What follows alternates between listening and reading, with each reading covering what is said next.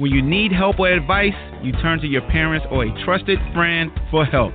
So why go outside of Virginia, your home, when you need car insurance? Able Insurance gives you individual attention and won't turn you away no matter what your driving record looks like. Giving same-day personal service in the state of Virginia for over 30 years. Able Insurance, 979-0814 is the number. AbleInsurance.com is the site. I want the whole world spin my record. Cheryl, the Hooded Styles, check game, stay free records. Oh, shorty girl, fed to death and I'm massaging. Bad news, even be massaging. I got a fitted head, I be massaging. Pinky rings on my finger, I'm massaging. I got a speedboat concert cause I massage. I coming through about a whole Econo Lodge. I be massaging, I be massaged. I'm coming through with Cadillacs and massaging. Yeah, both subconsciously massaging. What up, what up, what up, what up, what up, what up, what up, what up, what up, what up, what up, what up, do? Ballhawk here, man. What's good with y'all on this Wednesday? This the live show. The live. We going live. L-I-V-E. Live call-in show, man. You know the number 760-695-1106. Shout out to everybody on Facebook. Shout out to everybody on YouTube. And I say I don't want to curse, but like the young boy says, we're gonna get into the ish today because we're gonna talk about quarterbacks. And anytime you talk about quarterbacks, you got to get into the ish. So y'all get ready for the ish. We're gonna talk NCAA quarterbacks. We're gonna talk NFL quarterbacks. We're gonna talk about playoff quarterbacks. We're gonna talk about non-playoff quarterbacks. We're gonna talk about eating fast food. We're gonna talk about it. If you follow me in my podcast, I just uploaded the recap, Virginia versus Virginia Tech. Go check that out. Just 20 minutes. You know, we got straight to it. Talk that talk. Them Wahoos walk that walk. And we sent them birds deep fried back to Blacksburg where it's real dark and lonely. So go check that out.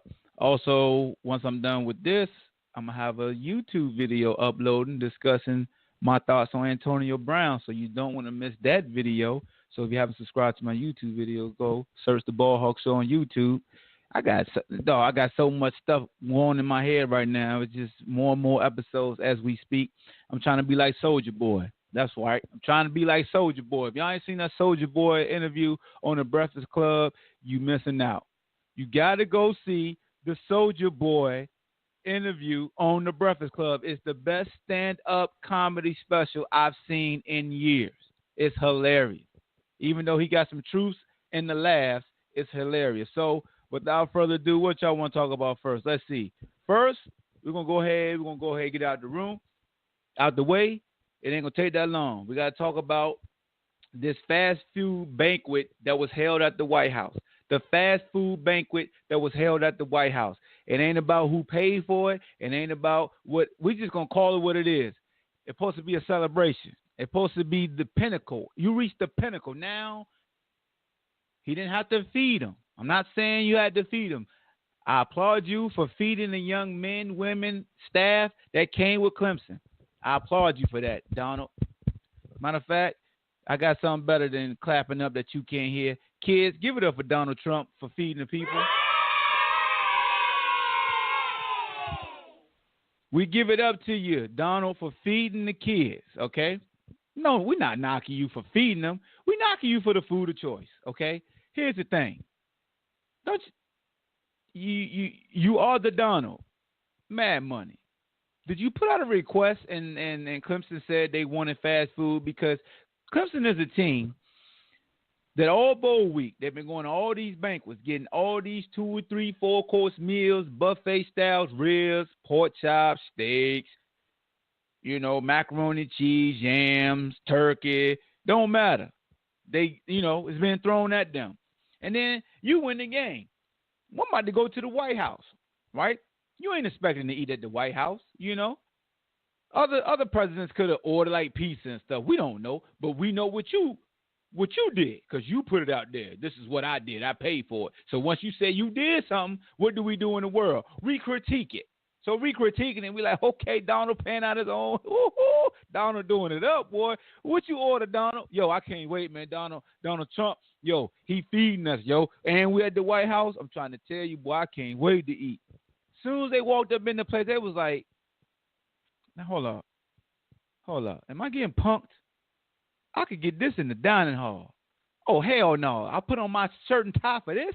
I got to wear my shirt and tie eating some damn 4 for 4 from Wendy's? Where the damn nuggets at? I need some spicy nuggets. Okay? And then, we ain't, it's the thought that counts, yes. But damn it, I just reached the pinnacle. I am the world champion of college football. Give me a damn steak-'em sandwich at least. I don't want no damn Whoppers. Give me a damn burrito from Taco Bell. Give me the Frito burrito that's 99 cents.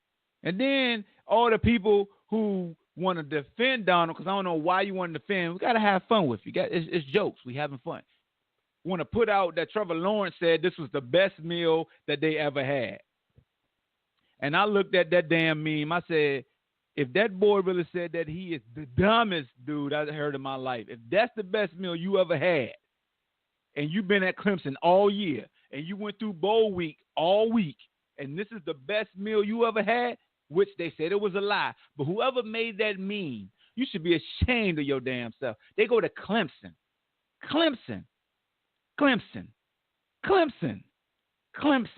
National championship. Clemson. They got bowling alleys by their weight room. Clemson. Have you been to Clemson? You ain't been to Clemson if you made that damn meme talking about this is the best meal we ever had. Man, look.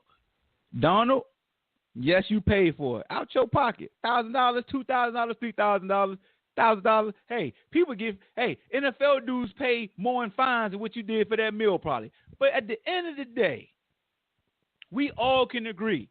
Look, that's the type of meal you get at Bouncer Play. You take your kid here to Bouncer Play in Charlottesville, you get you a cake, you get you a large cheese pizza, and you might get some hamburger and fries. I'll be damn I go to the White House to eat some damn hamburger and fries.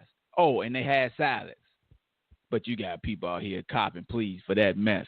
I just reached the pinnacle. I'm going to the White House, Jack. You walk up in the White, we're going to feed you. Ooh, I'm about to eat good, boy. This presidential. How you get a presidential Big Mac? Come on, son. Kawhi, help me out.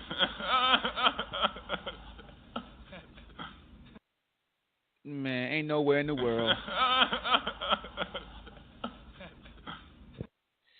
All right, man, we're going to move on for the Donald and all the people who going to come here with their political views all mad, talking about I'm bashing the great president. He doing such a great job, unemployment rate. I ain't talking about none of that. I'm talking about food that was served.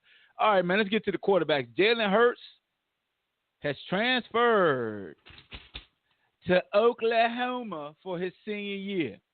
Alabama quarterback Jalen Hurts has committed to play his senior season at the University of Oklahoma. He announced his decision today via a story on the Players Tribune. As a graduate transfer, Hurts is eligible to play immediately.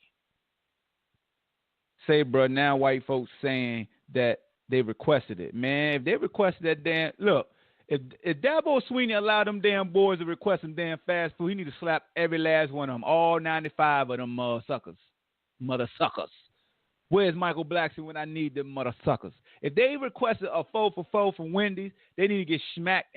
He need to reevaluate the dudes he recruit. If you can have any meal you want on the house and you damn want a 4 for 4. Back to what I was saying.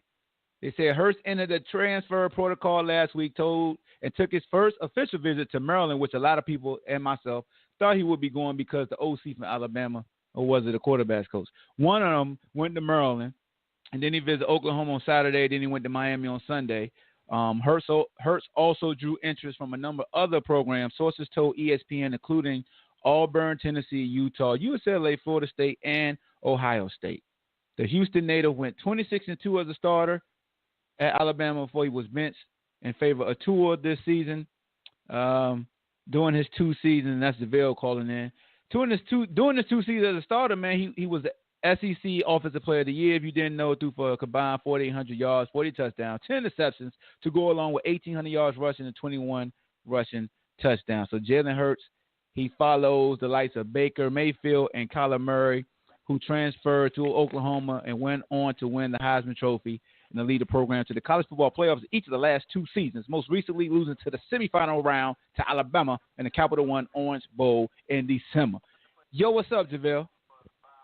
Hey, what's up, Hawk? How you doing, man?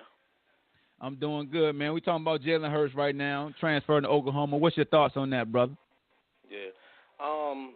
I was kind of surprised, man. I thought he was possibly going to go to Maryland because, you know what I'm saying, of the coaching change he just had, familiar with, with the coach from Alabama who just went to Maryland.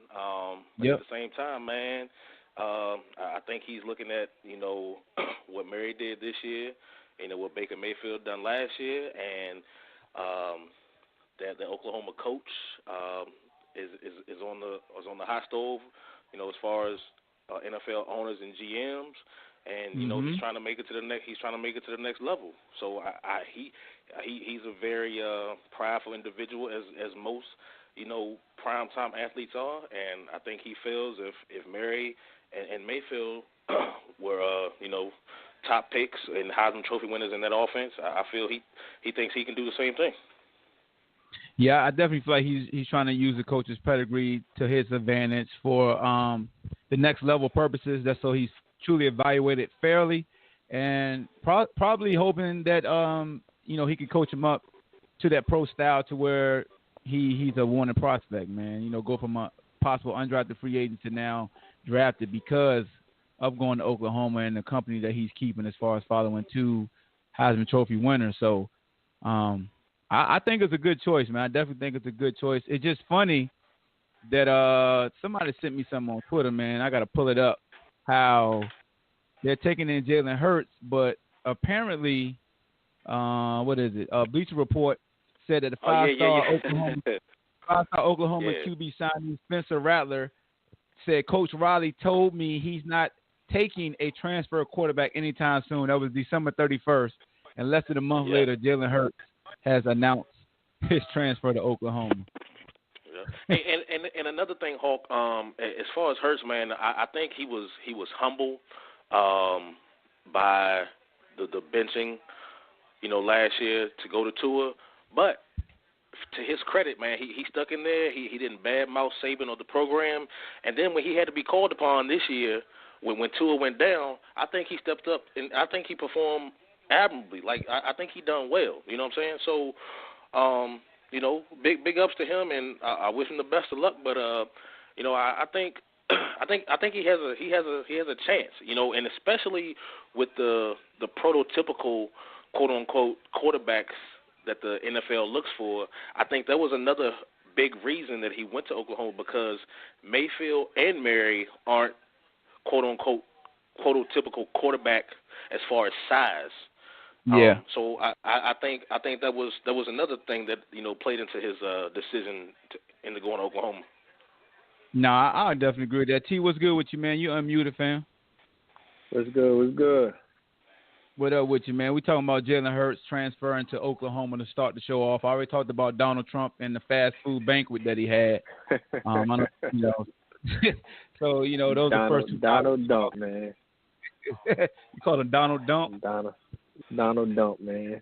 He's a certified idiot, man. Hey, throwing shots at that man. Yeah, man. Get the yellow guy out of here, man. But man, shout out to Jalen Hurts, man. I think that was a good decision by him, man. I think it was between. I want to say it was between Oklahoma and Maryland, just because of him knowing, the coach in Maryland left from Alabama. So I think that was a pick for him, and then Oklahoma because the last 2 years has been real good for Oklahoma. Facts. For quarterbacks leaving Oklahoma, you know what I mean? So, and then I think he got a good chance because, he a graduate transfer, so he don't have to worry about a lot of stuff that the other guy's gonna have to worry about. As far as as many classes and stuff like that. If he chooses to take any classes, I think you got to see how many classes you got to take. Hawk? I forgot how many you got to take. But he don't have to. So it'd be like Yeah, maybe 2 or 3. It ain't that many. Yeah, but he don't have to overload or nothing like that. So I mean, he can really just focus on his craft at that point. And I think it's just looking at the last 2 years and the results for the quarterback, and he looking at that, you know what I mean, going towards his future. So I'm not mad at him. My dog Marvelous said he got to take 2 classes, 6 hours. My dog Jason Jason D said a kid is a grown man to swallow your pride and stay. Takes balls. Also, he can definitely benefit major from it. And I agree, man.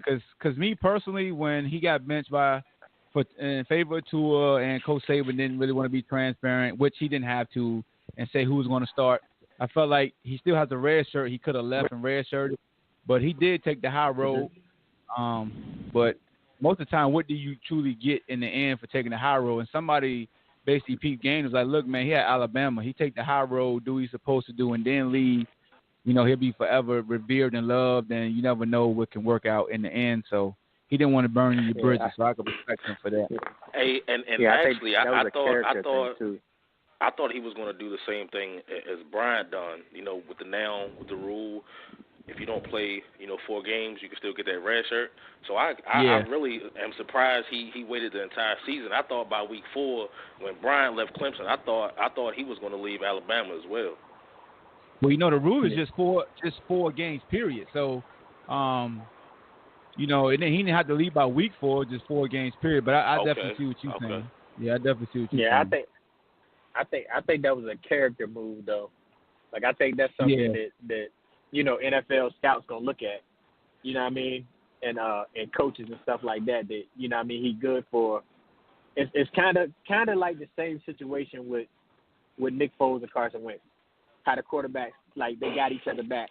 That's how it looks anyway. You know what I mean? For the most part. But neither one of them badmouthed the other. You never saw no bad attitude. Like, even when one was having a bad game, it wasn't like they was looking down on each other. They always was on the sideline congratulating each other and stuff like that. So I feel like it was a good vibe too. Like, he had a good environment with them. But at the same time, I feel like he was trying to. I mean, I think that raised his draft stock as a player.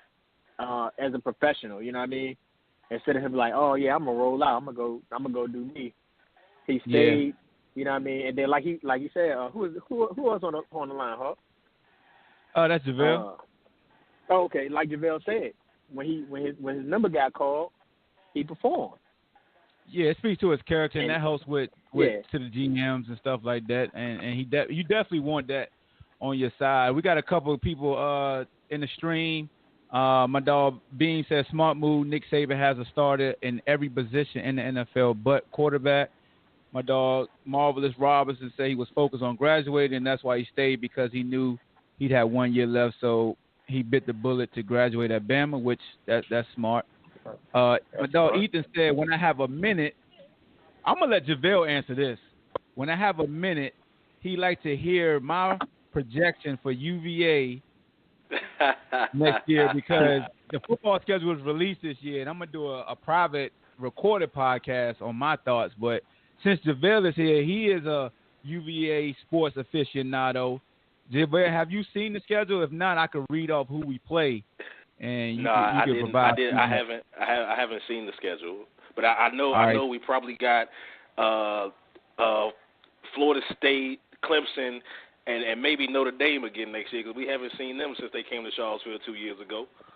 All right, so check this out. And Corey, I see your question. You said, could Jalen be like Taysom Hill? So we're gonna get to that also. So all right, JaVale, I'm gonna read off the schedule for you right quick, my dog Ethan. So can you hear me? Yes, sir, I hear you.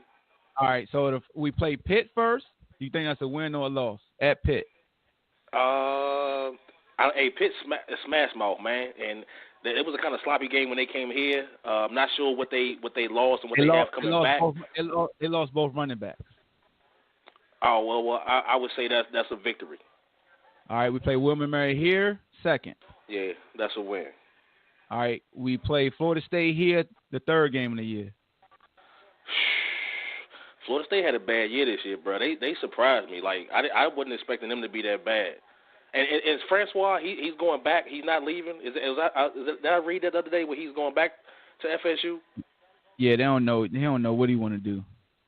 That's a toss-up because I'm not sure what they were stinky. We was way better than they were this year, bro.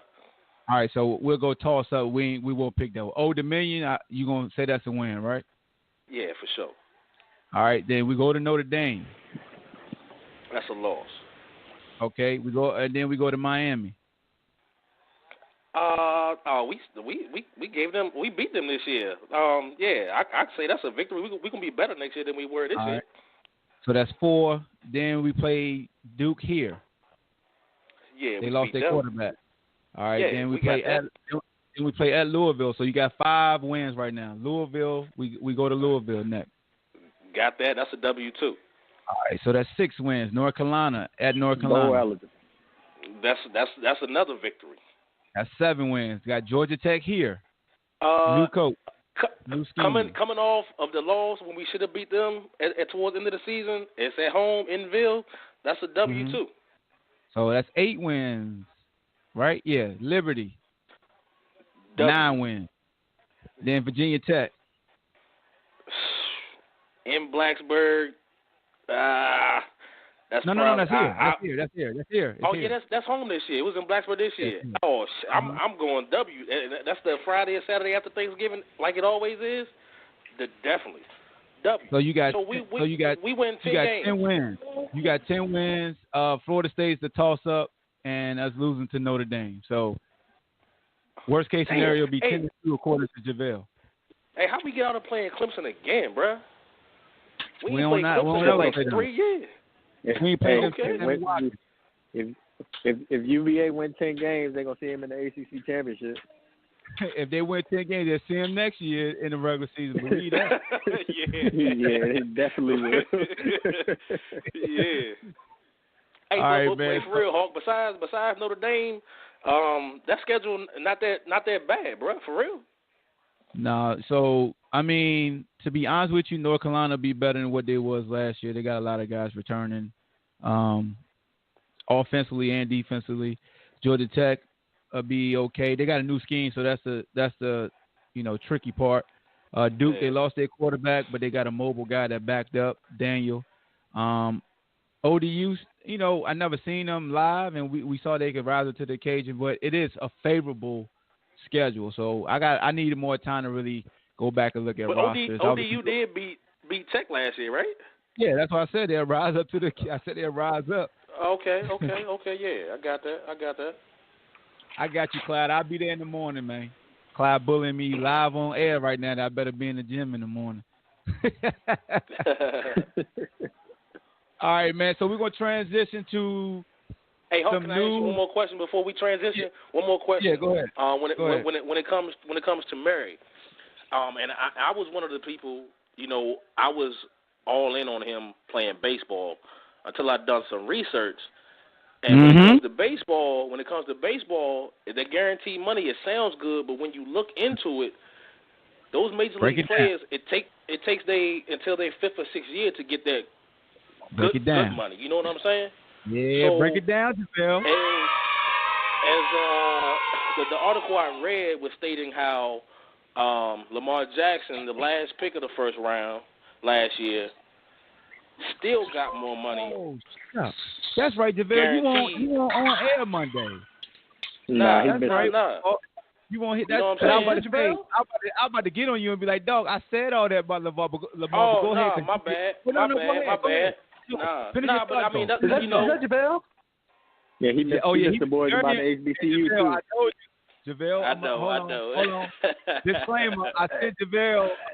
I sent him a message that said they were looking for him, but he did say his work schedule was jacked up. Man, so we gave him a mulligan, man. We will have to come up with a new segment. It's gonna be Shut the Hell Up, JaVale. That's what we're gonna do.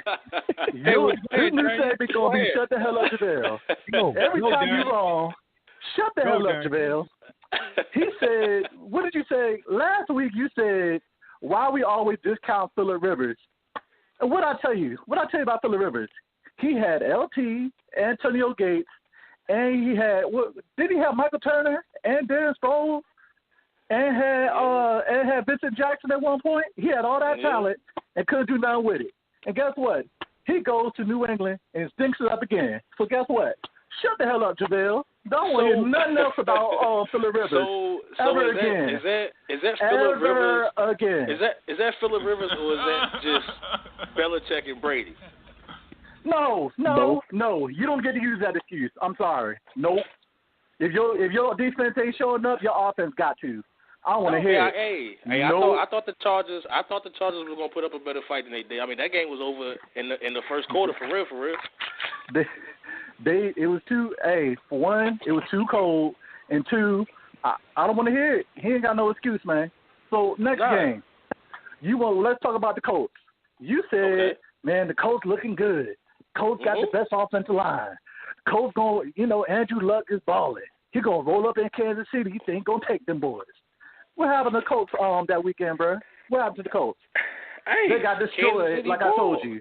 Yeah. Say what? But to my credit, the hardest place to play is in Kansas City. Arrowhead is one of the hardest places to play. I agree. But to my credit, the last 6-7 weeks of the season, the Colts and the Chargers have been playing the best ball out of any other teams in the league. That's cute. I mean, we could go down the line of competition that they've actually had. I mean, to be honest, you know what I'm saying? Okay, but we ain't so gonna do that right now. I ain't done with my point yet.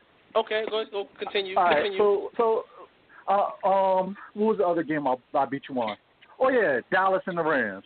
Yep. I told you about Dallas. I was gonna mess it up. Keep going. I told you about Dallas. I said, look, if this a halfway healthy Todd Gurley, and the man that had a whole week to recover. I'm gonna bring in C.J. Anderson, so don't start jumping on that just yet.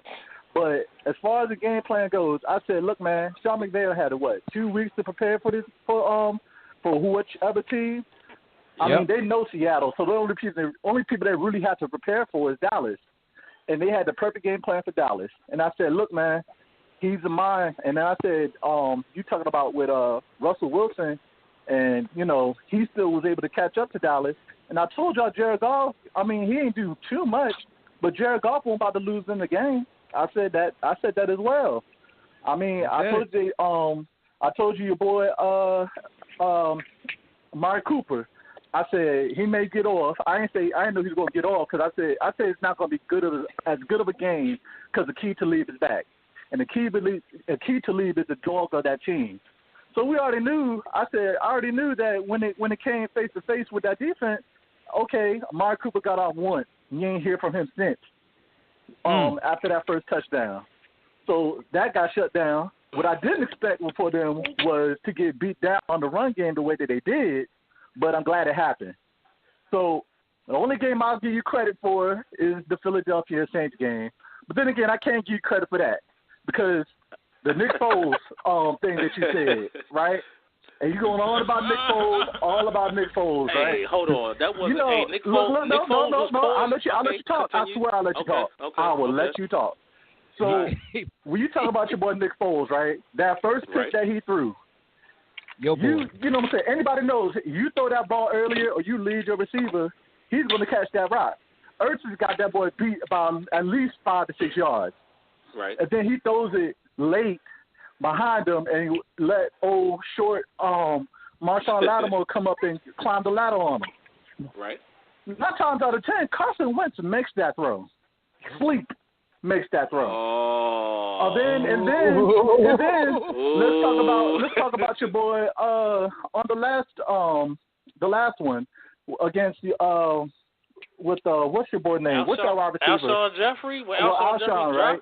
Now I feel bad about the whole Alshon thing, right? Because I was like, dang, he normally makes that catch, But, yeah, because he Foles' favorite receiver. I get it, but you would have caught that man on that break like he's supposed to, because he ain't really fully. I mean, I feel like if the ball he got there too late because where it was in the zone. I know he was trying to throw it under. If he would have threw it a little bit earlier, he probably would have. It wouldn't have happened the way that it happened. But like I said, it wouldn't have came down to that though, because that whole 14 points going up and then stalling on and letting Saints come back after that whole pick situation. Nah, that wouldn't happen with Carson. I'm just letting you know that right now. Somebody they already said that they're keeping Carson. Say what? Somebody pointed out that Drew Brees underthrew that first pass that was intercepted. So got to factor that in. It happens, but I just want to talk about the whole Foles point.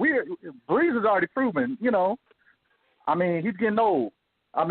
What is he? About 40-something? Foles is 30 years old.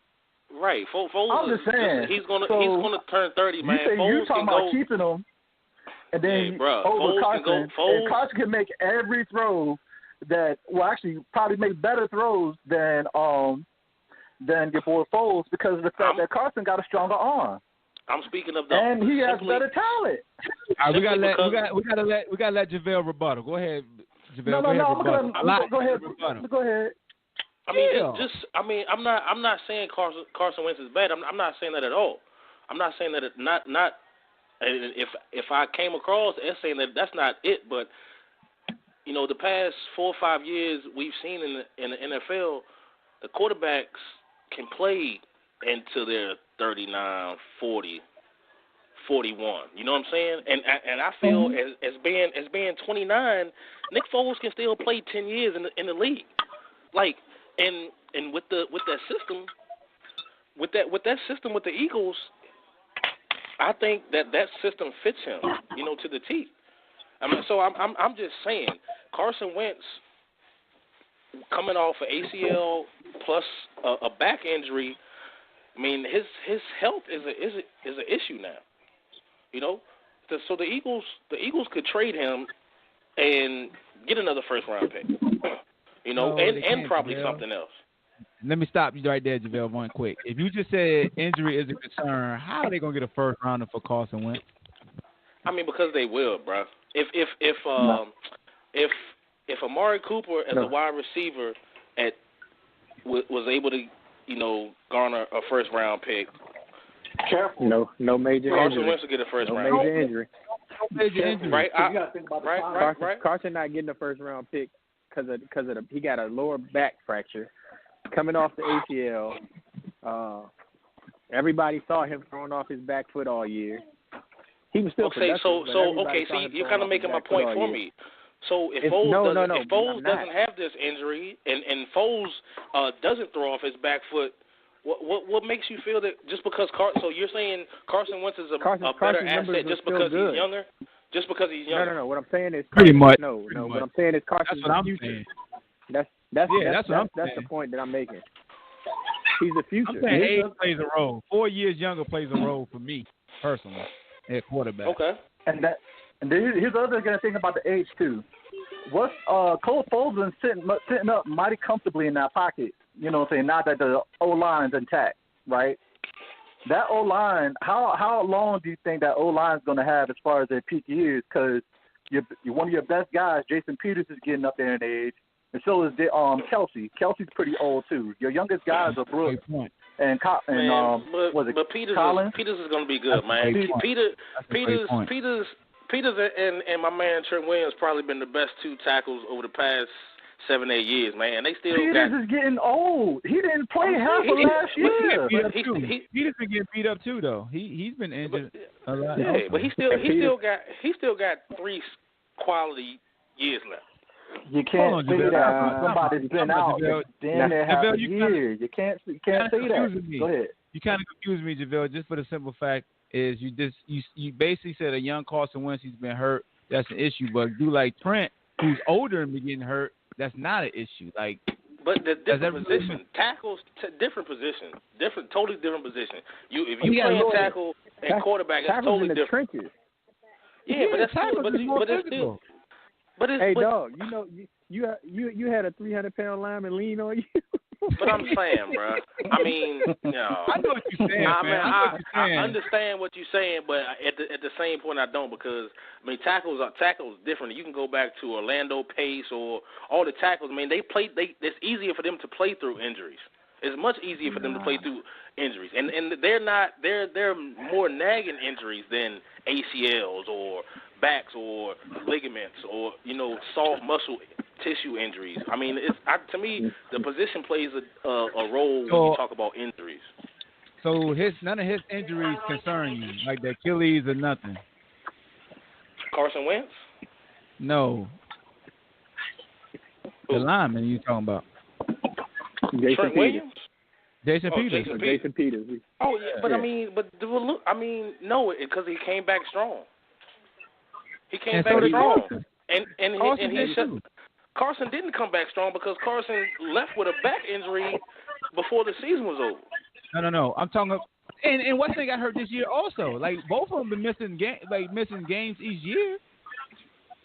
I'm trying to figure out what's the difference. That's what I'm trying to get down to the nitty-gritty. I just think position is, and I understand the linemen are bigger and getting contacted on each and every play, but every play isn't coming to that left tackle side, and every game they're not going up against a dominant defensive end or outside linebacker. Right. You know what I'm saying? Hey, JaVale, I understand all that, but when I was in high school, I played corner. When I played semi-pro, I played linebacker, and I played defensive end. And guess what? My body felt real good after playing corner. After playing linebacker at the end, no God. I mean, you feel it. You feel all of that. Them trenches is serious, man. You can say them injuries don't matter all you want, but I mean, them trenches are they real. Especially when you have lower leg injuries. When you have lower leg injuries, those things build. And as far as I respect every that. play.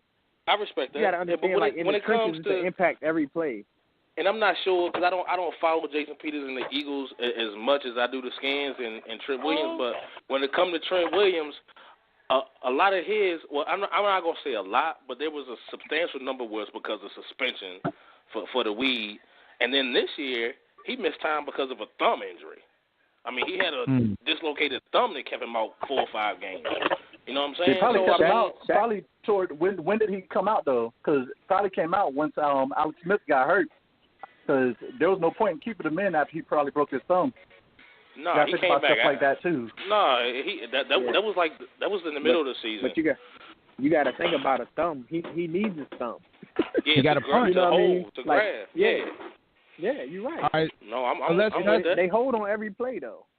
So check this out. We got to transition to the next topic, man. We got to talk about, since we're talking about injuries, we got to talk about Cam Newton. So, the Panthers' new owner acknowledged that Cam Newton could sit out the 2019 season due to that shoulder injury. They're comparing his situation to Andrew Luck's.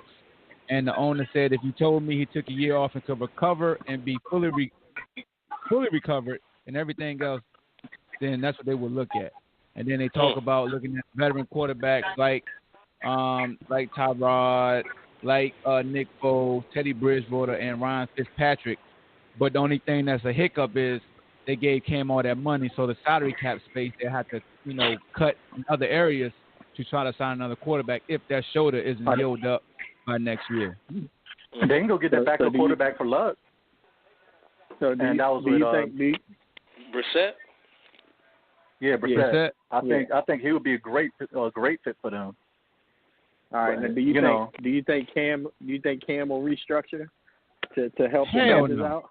No, Cam is not going to restructure. I don't think so either. Hell no. Did they ask Andrew Luck? I don't think so either. Hell no. That's what he's going to say. You asked Andrew Luck? Because I ain't doing it. I ain't paying the $5. But, so just say in the perfect world, right? Just say Cam hypothetically does sit out the 2019 season. What free agent quarterback do you see fitting in a system that allows the quarterback to get his ass beat up?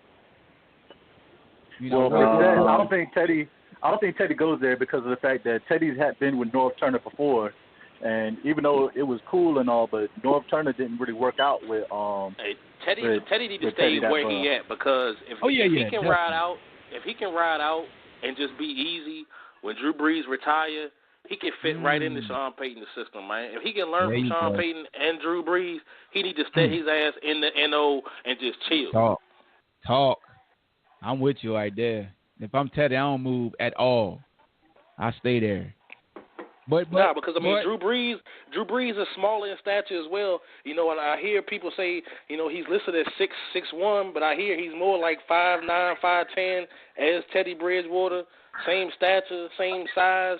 I mean, I mean that's cool too. I mean that's cool and all, but you got Taysom Hill that be putting in work too. Yeah, you know what I'm saying? I was about to say that. He likes Taysom Hill too. He actually likes Taysom Hill. Did you see? Hey, he put that touchdown that got called back. I didn't know that boy had an arm like that, bruh. Oh no, I knew he had an arm because I mean, he was like the only person. When you play for when you went down you to played for that Provo? private school? Yeah. At BYU, he was letting that thing go. Yeah.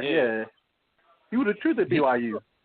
He got a strong arm. You know, he might not be as accurate, but when it comes to throwing 9 routes and seams, he can let it fly. He can get it. He can get it done. Yeah. But here's the thing, though. I feel like if they were to get a quarterback, if they were going to really sit him out the whole year, which I seriously doubt, because they pay him too much money for him to sit out all year, and probably he's not going to get the same leniency like a Luck just because he's black. I mean, be straight up. But outside of that, with Cam Newton, I mean, we have to get somebody to kind of put a fire up under him. Because I mean, let's be real about it.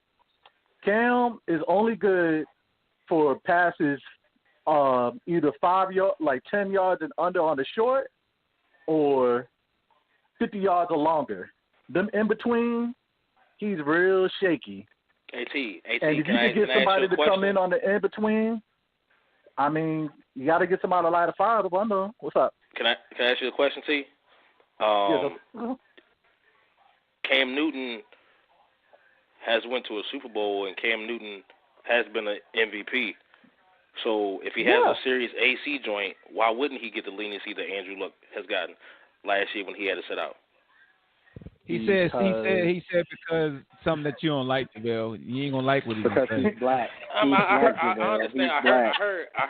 All right, I heard what he said. I heard. But is that the only reason you're saying that? Really? And now let's not pretend to. I mean, he hasn't made himself. I mean, as far as with the media and stuff like that, and how he. Yeah. But do owners really care what the media perception is of great players or their star players? Do owners really care? I don't think so. Ask Terrell Owens. I guess. But I mean, it's the same thing. Like, I'll say it like this. We talk about Cam, Brown. All the love that Cam used to get. Do you see Dak getting that same type of love now? Dak hasn't been an MVP, and Dak hasn't went to the Super Bowl. If Dak Prescott put up MVP numbers, that's the difference. If Dak Prescott put up MVP numbers, and if Dak Prescott was to win the MVP last year or this year, he would be on Cam's level. Yes, he would. I understand, but he's still. I'm not talking about as far as the production, because when you want to talk about production, I mean, to be honest, since he's been in the league, I mean, a fair or unfair. I mean, if you go through the years, he's been more, consistent than Cam has, to be honest. And as far, I won't even try to go to that point. I'm going off the point that you see the love that Dak. Yes, he has. He has been more consistent than Cam. Cam had maybe what? How many good years has Cam had? Hey, other than Cam's MVP season, this was his best year. Okay. Yeah, it's been every other year for Cam. Okay. So here's the thing, though. So I wasn't even trying to get to that. I'm talking about the love that Dak get in the media, not just the media. I think people as well. Cam doesn't get that same type of love after that whole thing, that whole stunt about him being a whole sore loser after the Super Bowl, and then when they didn't go right back, that hurt his stature. And then you know how he is when he's speaking after losses and stuff like that. You know, people don't want to hear that, man. And I understand what you're saying about the owners not, caring so much about, okay, do you think they care about how they're perceived? I think in a sense they do. Also, they listen to the bottom line. That's the bottom line. The perception is the owner's bottom line. We've seen how the fans and media can influence a person getting signed, a person getting traded, and a person getting cut. I mean, it makes a difference whether we like it I think it depends on the owner, because Jerry Jones don't give a damn what nobody say. He gonna do what he want to do. Daniel Snyder don't give a damn what nobody say. He gonna do what he want to do.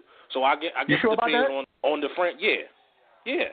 On the reason I say that because I don't think, like, say if Cam was a Cowboy, if Cam would have came out the way that he did in the Super Bowl, about him being a sore loser, like the way he took the loss and how he acted, I don't think Jerry Jones would have been as tolerant as he is, like, with that.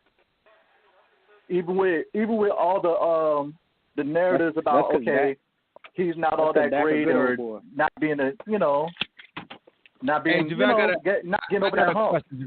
I got a question. Yes, sir. So you said Jerry Jones don't care. What do you think is the reason why they let Terrell Owens go?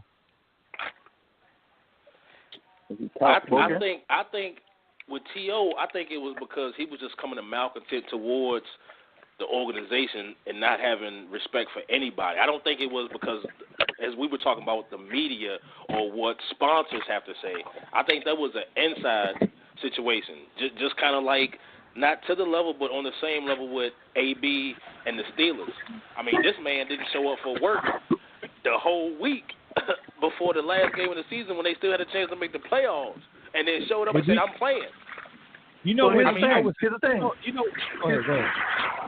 Okay, so here's the thing, though. When you talk about that being outspoken, nothing that T.O. said, but particularly about around that time, I don't think anything that T.O. said was wrong. I mean, it was the truth, and that's the problem. And then look, you got Big Ben, who's called out. Let me finish.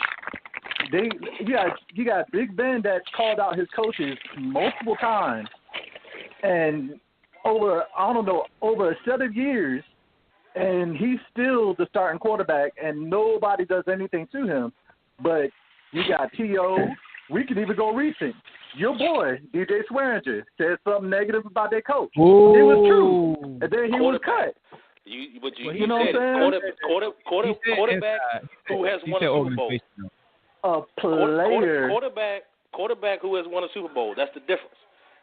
If you are on that position, that's it. I mean, everybody knows quarterback is the most glamorous position in sports in our country. So when you have a quarterback, hold on, but Flacco's won a ring, and they're ready to kick his behind out. That's done. Debatably, again, it's because he's not. I agree with that comment 100%. But Flacco's on the decline, and he's on his way out. Big Ben's not on the decline. No, Big Ben gonna play 5 or 6 more years. Come on, man. You sure about that? We're gonna see how they are without Antonio. Without major injury, why not? I mean, Big Ben sucks. That's why. He's a horrible leader. All he do is he down his teammates, man. Like, you can't do that. You can't be a leader on no team and get respect down in your teammates, not taking responsibility for the stuff you do. I mean, I'm not saying you're wrong, but the position plays a factor. Quarterbacks. He hasn't. There you go. Thank you, Javale. The position plays a factor, and the one position you can do no wrong, unless, like what Darian said, it's the quarterback position. Because we see some quarterbacks get the hook quicker than others. Just depends. And the Super Bowl does, and that's why we said media plays a role, because the media puts a lot of stock in what? Super Bowls. And they say, "Oh, you're 1-time, 2-time Super Bowl winner." It was the same thing with Eli. He looked like trash. When he got benched, everybody got pissed because he was an Iron Man. He was a 2-time Super Bowl winner. You owe him more than that, and the whole damn staff got fired. But then I'm gonna just limit it to black quarterbacks though, because here's the thing: Cam is not, like I said, Cam does not get the same love that he once got that one season, and then the fact that I don't think. Like I said, he's not going to get the leniency, say, Andrew Luck guy. I mean, hell no. If you want to keep it, even you want to keep it funky, your boy Jackson, everybody named Mamba was calling for him for his head at halftime, telling him to take him out. You have other quarterbacks that stunk the whole game, And they still let them, and they still let them stay in. Like white quarterbacks let them stay in. They let Fitzpatrick stay a whole game. You know what I'm saying? They were they won't nobody call it for Jameis Winston. The only reason they were doing that when it came to Jackson is because of the resume and maybe not the resume, but Flacco. If you look at his statistics in the playoffs, his playoff. That's why I think it came from, because Flacco in the playoffs, he has been money in the playoffs. Like he has been money in the playoffs. I read something. I just read something. Yeah, but in the playoffs, Flacco's stats are top 7 to 8 all time. Touchdowns, interceptions. Just that 1 year.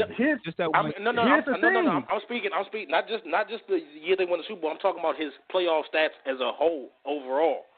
Like his playoff stats are legit. They are legit. No, they're not. I'm not in front of my laptop right now, but I just I am. saw I'm gonna tell you. He had basically that point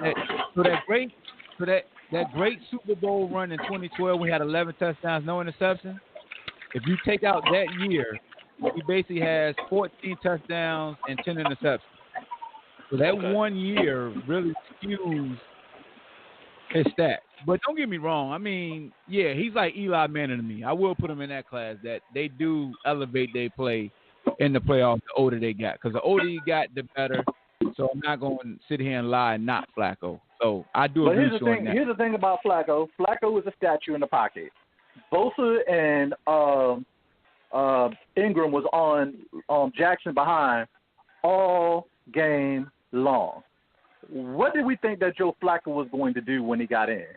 No, I agree. Get sacked, I agree. or turn the ball over. They had 7 DBs. That is the only thing about that is the Chargers would have went back to their base. They wouldn't have. Not only that. If the Ravens had switched up and just played smash mouth football against that 7 DB front. Not necessarily take Lamar Jackson out. No. They were still trying to do that RPO, bring a fullback in. I mean, because if you look at it, if you pull and if you run some counters against linebackers, those linemen are going to overpower those DBs. But that was based off of the reason the running backs was getting off the way that they were, because they were scared to death about Lamar Jackson getting off. But that's why they pulled the linebackers, and they had 7 DBs out there. Right, but you got to adjust though. If you're going to keep 7 DBs every play, 60% of the time, okay, then you make them adjust to your offense. Because is Jamal Lewis back there? Is Todd Gurley back there? That's a great point he's making. But I want to share this with JaVale, because if we playing video games or we from the stands, that's absolutely the adjustment. You got to go smash around fullback.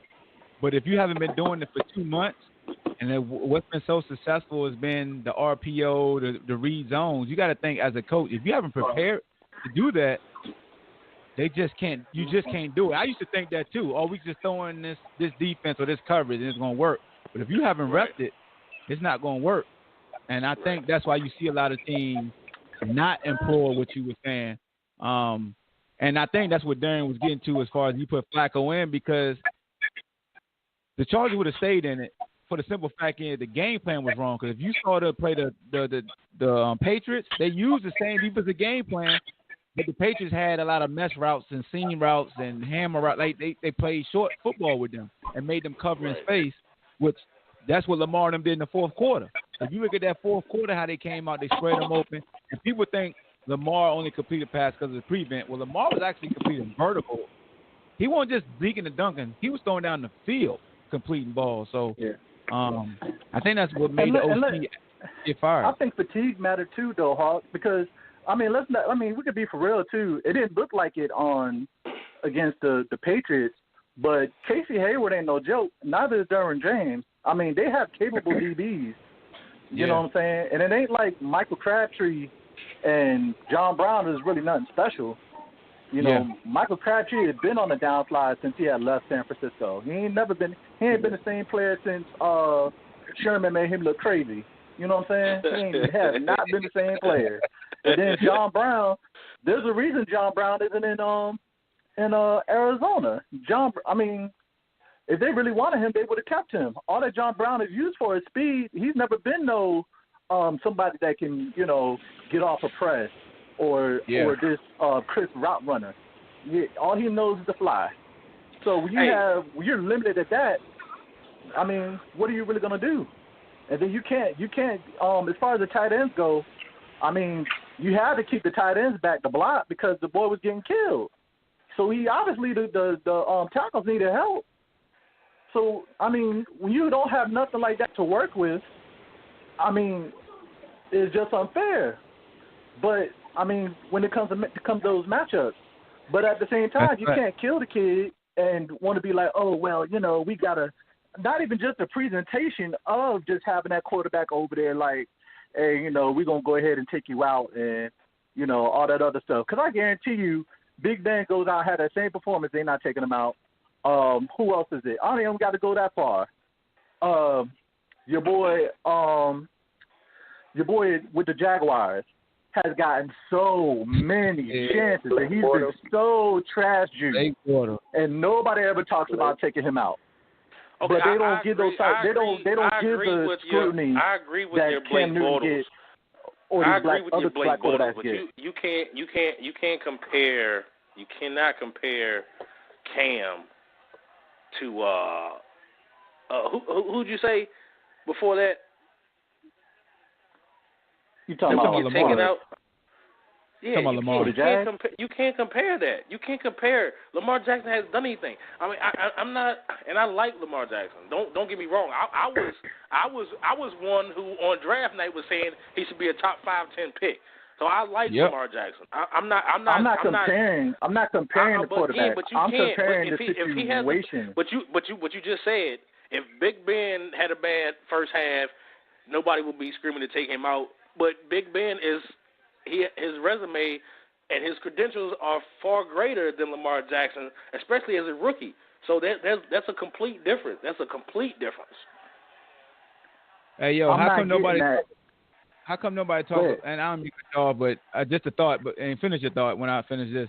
How come nobody talks about how bad Phillip Rivers' numbers was during that game? But go ahead. Finish your thought. Yeah. So no, that's not the point that I'm getting. I'm getting at the fact that no black quarterback. I'm not understanding with the Cam situation. I'm not comparing. I'm not comparing the credentials or whether he's a rookie or whether he's a veteran. I'm comparing about the situation.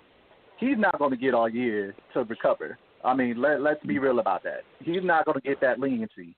And then if he's going to start stinking, if he comes in stinking because he's still hurt, he's still going to get blamed for that because of who he is. They winded down Andrew Luck for damn near 2 years, and they act like when he came in, I mean, he wasn't the greatest, but they were still winning games. And who gets all the credit? Quarterback, right? So I'm just saying, man.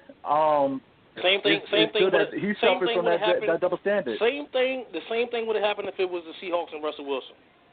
He would have got all the credit. He's a black quarterback. So you got to come with something bigger and better than that. You got to look at the coaching staff in Seattle. Again, no, we're not talking about coaching staff. When you said black quarterbacks, you said black quarterbacks. No, but you got to. Yeah, but you got to also look at where they are. So in Carolina, he's on a short leash down there. And Russell Wilson also ain't in the media because what does Russell Wilson do in the media? Be professional all the time. Win, lose, or draw. Be quiet.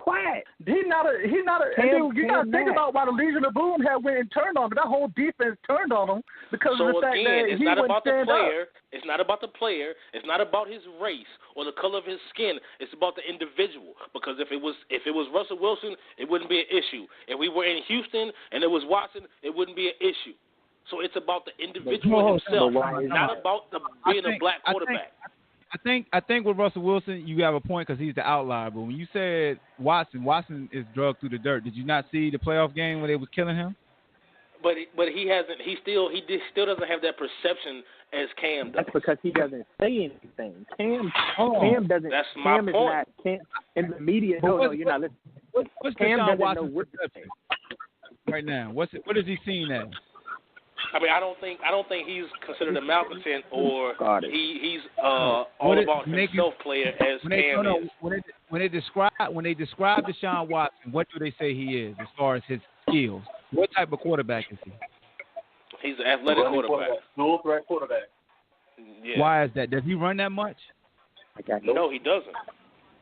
So why is he considered an athletic quarterback? That's just because he's black. I understand that. I understand. Well, why do you feel that. like race doesn't play a role though? Like you be miss like this. No, I understand that race plays a role, but there's different circumstances. Because Russell Wilson, maybe not the past 2 or 3 years, but his first 2 or 3 years, he was doing the same thing that Robert Griffin and Cam done. They were 70% RPO run team in Seattle. Even though they had beast mode, they were still shotgun RPO for the most part of most of their offense. You know what I'm saying? But he transitioned. Why did the perception of Russell Wilson change? Can you explain? Because they won a Super Bowl. They won a Super Bowl. No. And nobody cares that they still had the best defense in the NFL though. They still had the best defense in the NFL. Dale, you're being very savvy right now. Why did the perception change for him? Because Donovan McNabb did it too. The perception of him as a quarterback changed because of what? I'm not sure the answer you're looking for. So because of how they carry themselves in the media. Look at how both of them address the media. Right. So that's my point. It's not about actually the player or his skill set. It's about how their demeanor is, how they carry themselves, their personality. Okay. Let me ask you a question. So it's not about the player. So let's think about Tom Brady. You're breaking up, Tim. Tom Brady. Can y'all hear me? Yeah, we can hear you. Can you hear me? Yeah. Tom Brady and Odell Beckham Jr. have the same sideline behavior, but Odell gets trashed because of his, and Tom Brady don't get. That's passion. It's passion for Tom Brady. Quarterback, so multiple Super Bowls. It doesn't matter. Quarterback, no. But that's the difference. That's the difference. I've been saying the same thing for 20 minutes now. But it's the same thing. You're right. No. Tom Brady is a quarterback, and he's won multiple Super Bowls. That's the difference. What does that come down to? That's it. What does that come down to? Odell Beckham Jr., the highest paid receiver in the league. But he's not a quarterback, and he hasn't won multiple Super Bowls. So it matters. It matters. Super Bowls don't matter to position players. It only matters. The Super Bowl stance matters with quarterbacks. It doesn't matter with other positions. And what I've learned, and that's what I'm saying. It doesn't here's the thing. Perception means a lot because receivers are seen as divas. They're not seen as leaders. Period. They don't see. Only receiver that is seen as a leader is Larry Fitzgerald. He's the only one. And Chris Carter wasn't seen as a leader until he stepped out of football and started talking behind the mic. But when he played, they didn't like everybody him. Else. You know what I'm saying? So receivers aren't seen as leaders. So a receiver would never be seen in a positive light for being rah-rah and rallying up the troops. That they lead up for quarterbacks only. But even still with the quarterback thing too, Cam Newton sits alone. You know what I'm saying? When he gets angry, he gets upset. Tom Brady does the same thing. But they look at Cam. They don't look at Tom Brady. What's wrong? That's true. That's all I'm saying, we all know Cam. They can't afford for Cam to be the face of the league. You know, my man Beam said, quarterbacks are the face of the league. So when you look at the quarterbacks that are pushed to the forefront, you have to play the game and act a certain way. We know that. That's why Donovan McNabb started doing the Campbell chunky suit and distanced himself away from T.O. and started, doing what he did. Russell Wilson plays the game also. A lot of these guys realize you got to play the game or you're going to lose. I think you think about with Russell Wilson. Yeah. Russell Wilson don't even get that credit for the Super Bowl that they won. He don't get credit for that. He gets credit for the one that they lost, and he always gets put on blast for that. Like, you know what I'm saying? Well, that's his fault, and this. he wasn't even looked at as a real quarterback until lately. That Super Bowl that they lost. Nobody was looking at him like a real quarterback, and he was playing well.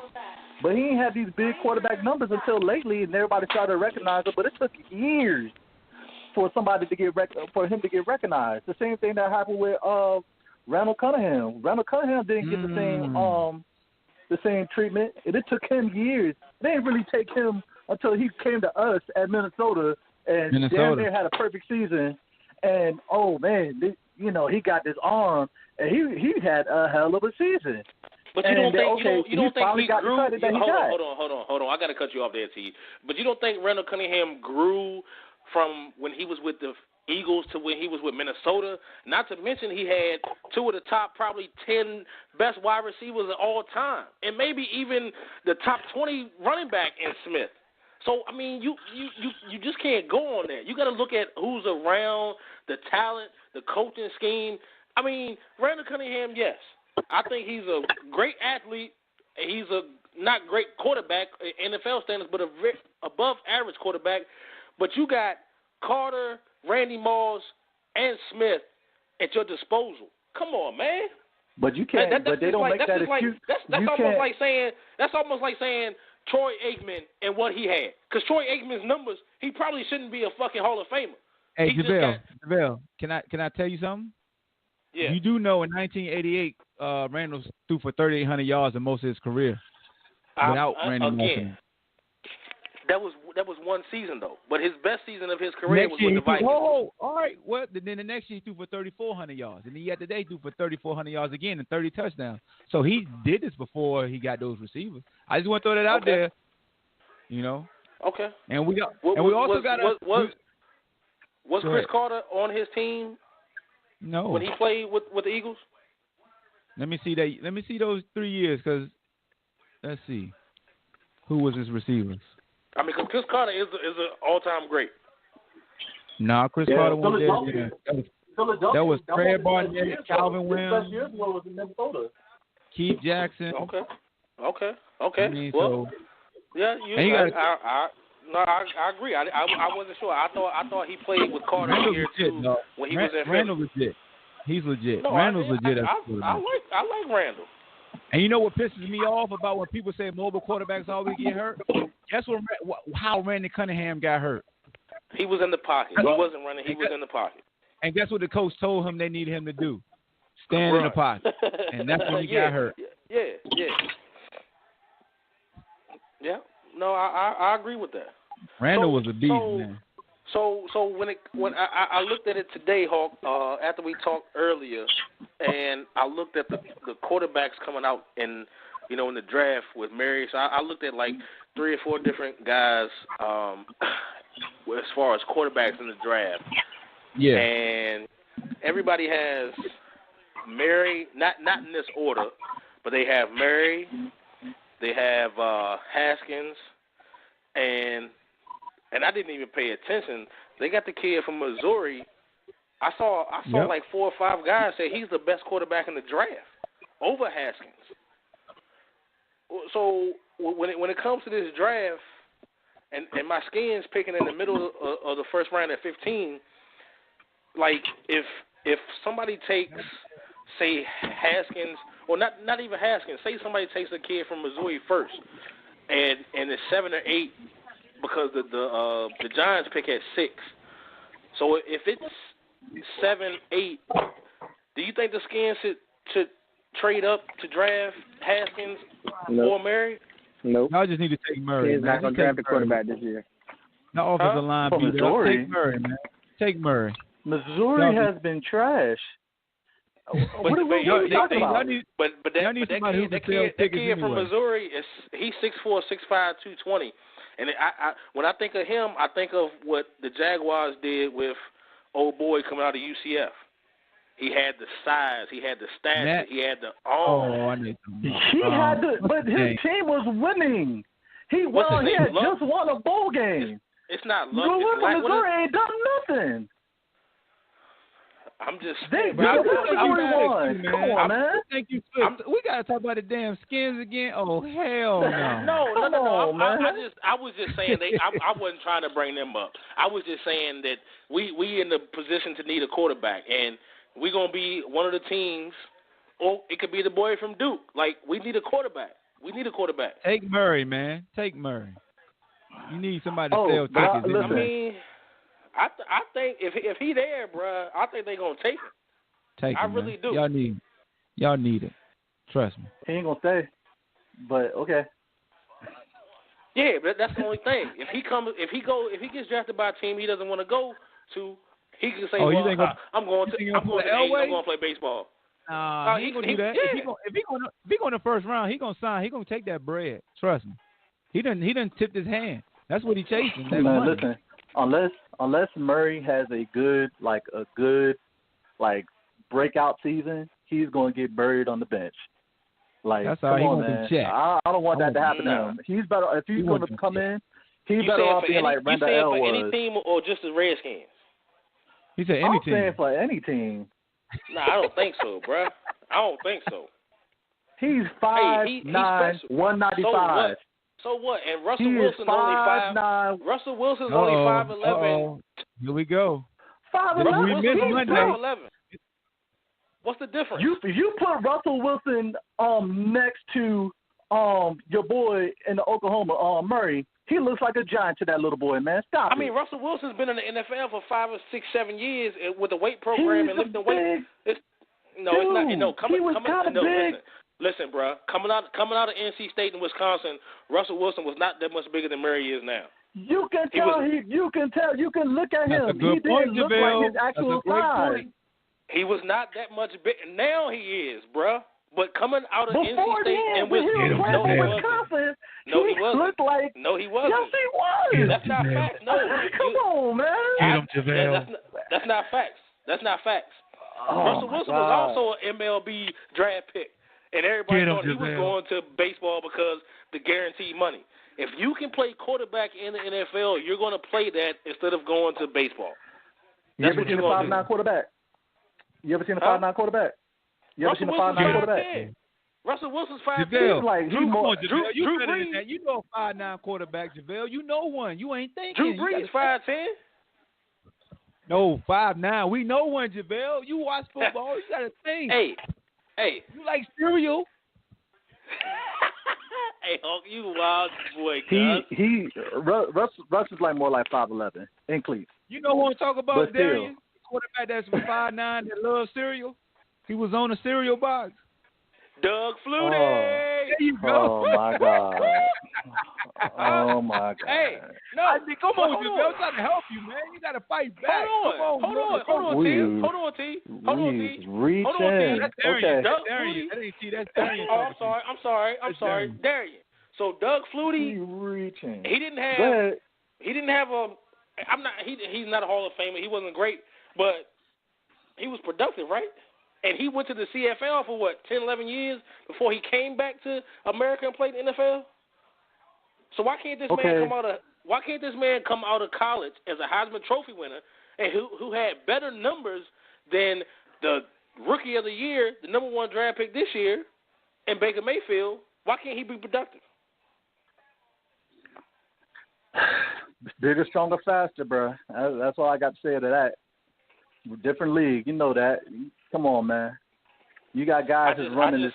You got defensive ends running like damn near 4.3, bro. He's way faster than Russell Wilson. His arm strength is much better than Russell Wilson. Whoa. Are you serious? Calm down. I know Oklahoma. I know Oklahoma got you. You know what I'm saying? He looked like that in Oklahoma, but I mean, I'm not gonna go with you on that. Hey, bro, look at his arm strength. Yo, he throws 50, 60 yards in the air with ease. Yeah, most quarterbacks in the NFL can do that. JaVale. Russell Wilson doesn't do that like him. He's one of the best deep throwers in the league, bro. What are you talking about? But you've seen that from this year. Bro, come on, man. Come on, and my man rushed for over 1,000 yards. And people, so since you talk about the athletic black quarterback and this, that, and the third, and how they use their legs and their feet, the difference between him and, say, Robert Griffin or Lamar Jackson, I look at it the same way as Russell Wilson because of their baseball IQ. They can slide and get out of danger, and they don't take those hits. Because that's what he done probably 7-8 times at Oklahoma. He slid before linebackers and safeties were able to make contact with him. Hey, JaVale, that's going to transition to the NFL. Somebody responded to you, my man Bean, your favorite antagonist, said that if he goes to the skin, his career would be cut short. Laughing emoji, laughing emoji, laughing emoji. Nah, but if I was the Skins for real, my first 3 picks will be guards.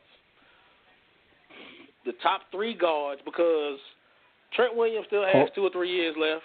Morgan Moses, 5 or 6 right tackle in the league, and people laugh at me because I'm a UVA fan, but Morgan Moses has played through injuries, and he has produced. And what people fail to realize is Morgan Moses showed himself to be so much better than people thought that after we drafted Brandon Sheriff in the first round as a right tackle, he had to kick in the right guard because Morgan Moses was that man.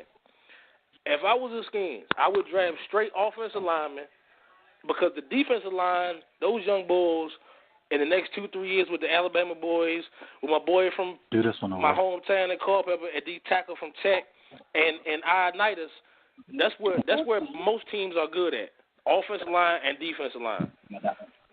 Draft the best offensive defensive lineman, and not. I've heard Joe Flacco, but because we have about Gruden. Listen, man. No, we can't listen. Look, we press for time, and you done talked about the Redskins and Culpeper and stuff, and we can't. You almost chapped the skin. You almost chapped the skin. You got 2 minutes. 2 minutes, 3 minutes tops. I need y'all picks, especially Darian JaVale, because Darian kicking your ass. NFL picks and who go to the Super Bowl. Go. I'll let you go first. I got Chiefs and I got the Rams. All right, JaVale. I would take. I'm not going to go against Belichick and Brady anymore. So I'm gonna take Patriots, and I'm gonna take Saints just because they're at home in a dome in a climate-controlled environment. I just gotta. So you got Breeze versus Brady. Okay, who Breeze you got? Versus Brady. I'm gonna go with the Saints, and I'm gonna go with and I like the Chiefs. I like the Chiefs at home, man. Brady got to go on the road. But so the thing we is, got two. if it's a snowstorm, one for Brady. Yeah, but if it's a snowstorm like they're calling for in that game, ain't no damn caveats. Ain't no caveats, man. No. I'm still going with Brady. Oh, okay, my fault. But no Mahomes from Texas, he ain't really played. Last week was the first game he ever played in weather in. Oh man, but that arm will catch the ball, bro. He ain't got no noodle like Phillip, bro. He ain't got no noodle like Phillip when it get cold, bro. And New England ain't got nobody to match up. What you got, Hawk? I can't pick against the Chiefs. Y'all know that. And then I'm torn because Kaiser played for the Rams and Ron C. coached for the Saints.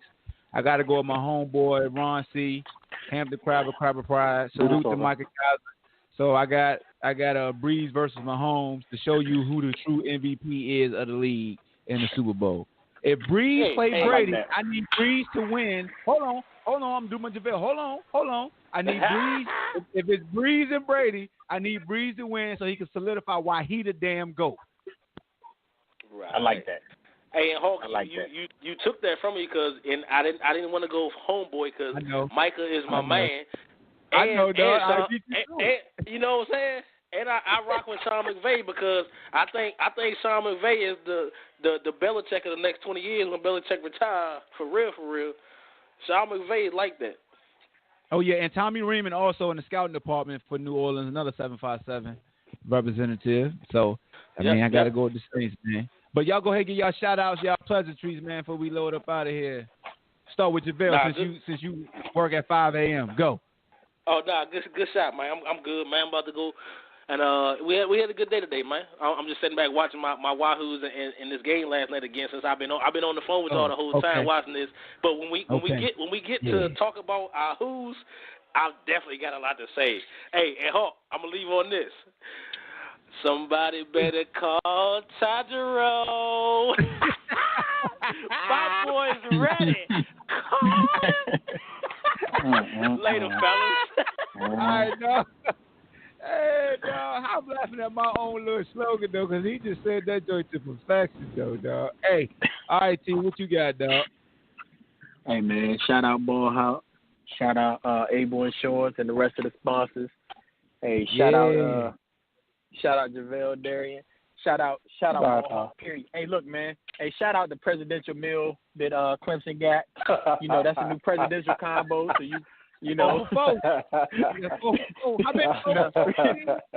don't want to hear no female say nothing bad about getting the 4 for 4 now, because the president gave it to the national champ. Hey, look, real, man. Hey, shout out y'all boys, man. I appreciate y'all, man. Appreciate you, though. Hey, yo, and matter of fact, we got to get Melvin ass up here because we got to break down the Deontay Wilder and Mike Tyson. We got to have an episode. Yeah, we got to get that. I like that. We got to link. Good one today. We got to link up for that. Yeah, that was awesome. I had them hot. I know. I said hot trolling. I'm trolling like hell. Hey, Darian, what you got, dog? Take us out. Shout out to all the Cowboys fans that shut the hell up juice all week. It's been real silent. My Facebook ain't been jumping. My Instagram ain't been jumping. I ain't seen the star since clear skies right now. the only stars I see is on my daughter homework. That's what I like to see. Shout out to all them Cowboys fans, man. You better watch yourself, boy. They coming to get you, Darian. Hey, man, but that's it, man. Hey, appreciate you, dog, man. As always, appreciate Darian, appreciate T, appreciate JaVale, my man Beam, Eddie, everybody on the Facebook Live, marvelous for coming on the show, man. You know, you make the show fun, man. So much better than just talking to screens and just hoping the listeners will listen. So I definitely appreciate y'all interaction. Definitely appreciate my wife for letting me go over 21 minutes right now because it's supposed to be an hour show. But gave me a grace period. That's what happened with the Wahoos win, baby. All right. So y'all be easy, man. You know the motto, good is the enemy of great. Be great in that you do. Shout out to and shout out to McDonald's too, and Kawhi Leonard. But man, y'all be easy, man.